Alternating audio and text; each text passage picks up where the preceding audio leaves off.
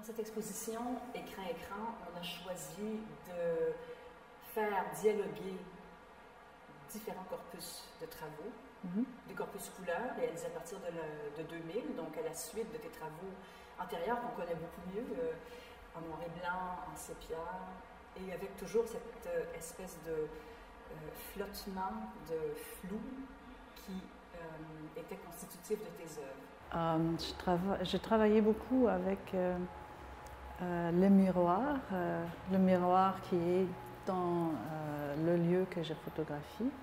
C'est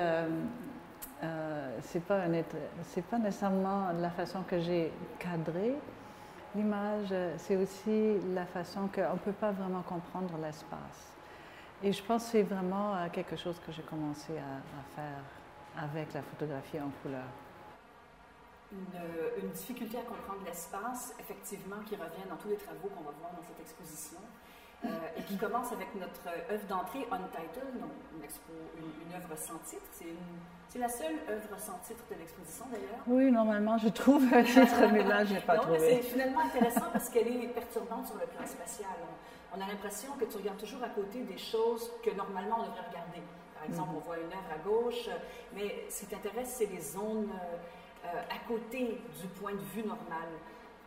Dans tes corpus des dernières années, il y a pour moi toujours un contraste un peu entre deux types, grosso modo, de structures, quelquefois très frontales, où tu mets devant les yeux des situations étranges, des sofas vides, ce tableau de Boucher, je crois, oui, qui est aussi au musée Carnavalet, mais qui est très frontalement présenté dans Statuette aussi. On est devant une scène, même s'il y a un jeu entre l'ouvert fermé, ce qui nous est caché, ce qui nous est montré, c'est très frontal.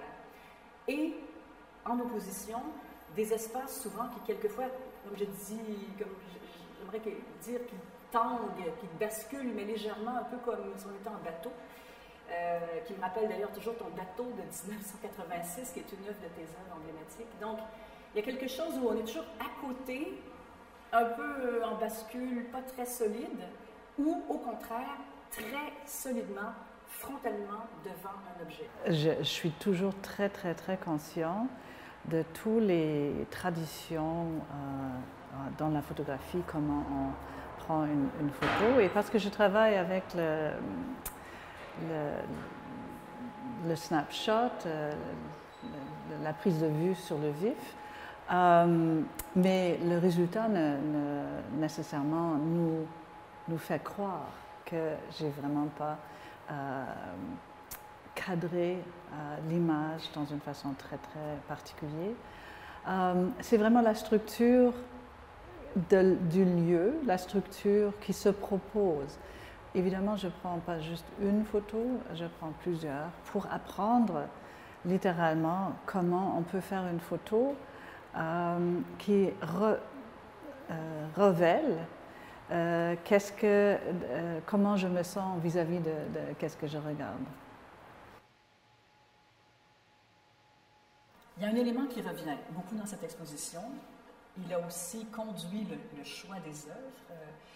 C'est ton intérêt pour des fauteuils, les chaises, les sofas, les divans, qui n'est absolument pas secondaire, puisqu'évidemment, ce sont des éléments sur lesquels, en général, il y a des gens assis, mais ils deviennent un peu les acteurs principaux de ces non-histoires que tu fabriques.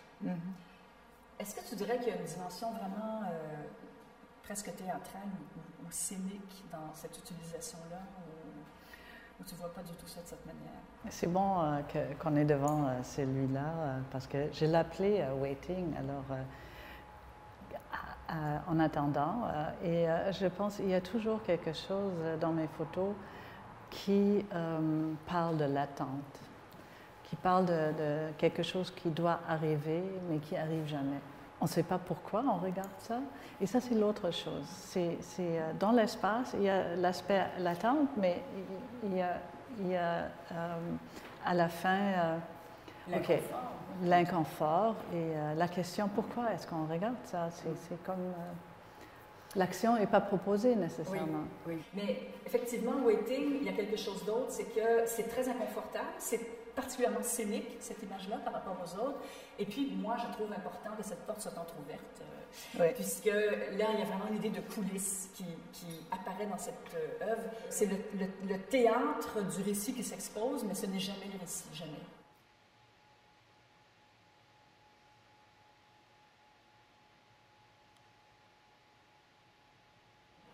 Et au fond, il y a des éléments théâtraux dans tes œuvres. Quand on voit ça, le rideau revient, le rideau qui est un élément théâtral, et tel que tu le montres, il a absolument cette dimension. Même si tu le transfères dans l'univers tout à fait domestique de la salle de bain, par exemple. Oui, mais c'est aussi un élément qui cache. C'est quelque chose qui ne donne pas permission à regarder qu'est-ce qui est derrière. Et ça, je pense, c'est très important dans mon travail que c'est pas nécessairement que moi je veux cacher quelque chose, mais il y a tellement de choses où on n'a pas accès. Et c'est pas important si ça nous dérange ou pas. En effet, moi j'aime bien des choses que j'ai pas accès, qui me donnent envie d'imaginer qu'est-ce qui est derrière. Mais en même temps aussi, je suis très confortable de ne pas savoir tout.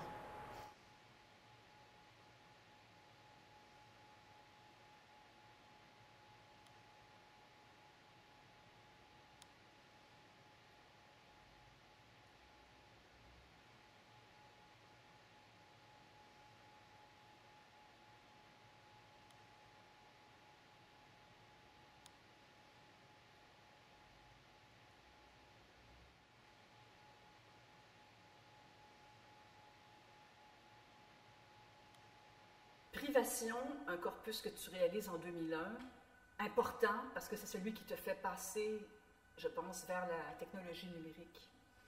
Oui, c'est le premier corps d'œuvre que j'ai créé en couleur, mais je le fais sans caméra. Et les images ou les objets sont scannés et je les montre comme des images, comme des photographies de l'objet.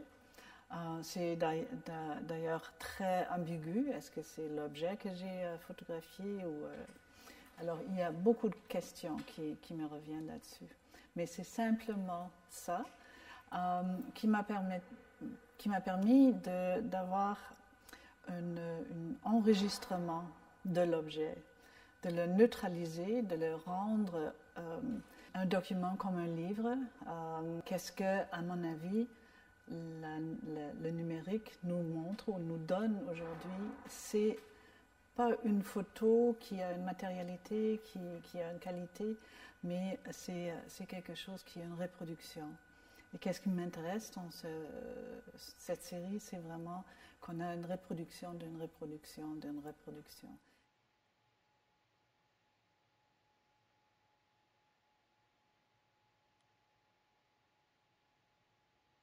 Bon, il faut préciser que Privation, ce sont des livres que tu as choisis parmi plusieurs centaines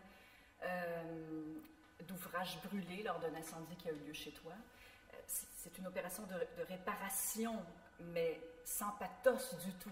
C'est-à-dire que quand on regarde ces livres, que tu reprends, que tu scannes un par un et que tu nous présentes de manière extrêmement frontale et un peu comme des stèles, on n'a absolument aucune émotivité ou sentiment de perte qui surgit là-dedans. C'est tout autre chose. Tu as réussi à en faire un projet, malgré qu'il y a une réparation dans cet acte, on le sent, mais ça devient autre chose, quoi, finalement. Un corpus sur le savoir, sur l'objectivation. Si on revient sur cette idée de l'épaisseur de l'image, je pense la simplicité nous permet en même temps d'imaginer ou de littéralement interpréter sur différents niveaux, parce qu'un livre brûlé porte une telle histoire que, à mon avis, c'est évident.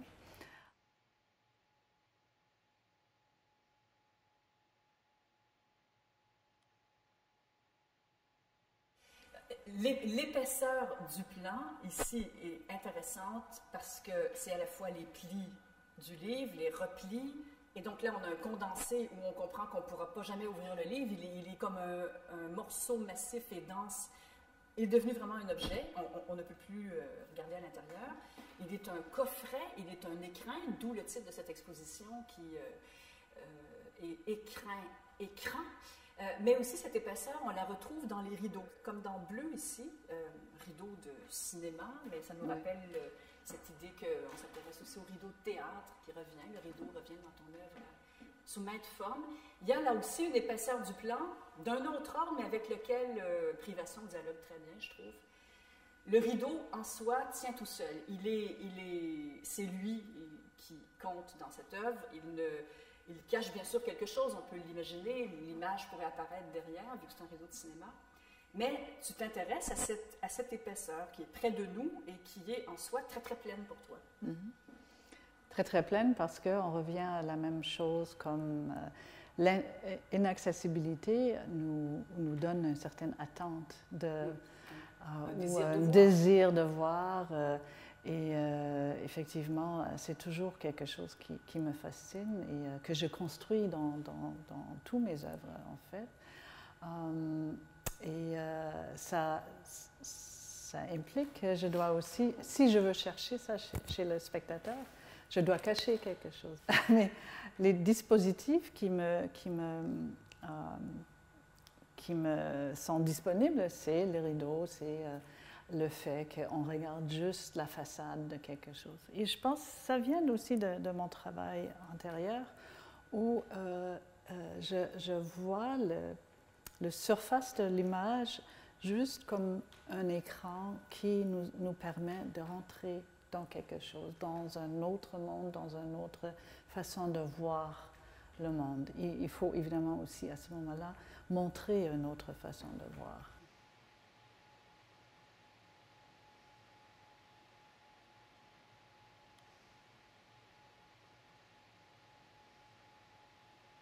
Il y a quand même toujours quelque chose par rapport au passé aussi qu'on a envie d'y projeter. Je ne sais pas pourquoi, toujours dans toutes tes œuvres et là. Oui, il y a toujours cette référence, oui. Mais il y a une référence au futur en même temps, à mon avis, parce que le présent n'existe pas. C'est comme la photographie, il n'y a pas de présent. Il y a le moment de la prise de vue, mais il est immédiatement dans le passé. C'est l'instant vraiment qui ne peut pas exister. Mais en même temps, il y a le futur, il y a le choix de la photo, il y a la vie future de la photo. Et c'est exactement la même chose dans toutes les réflexions qu'on peut avoir sur ces modes de temps. Alors ça me fascine que le présent ne peut pas exister. Mm-hmm.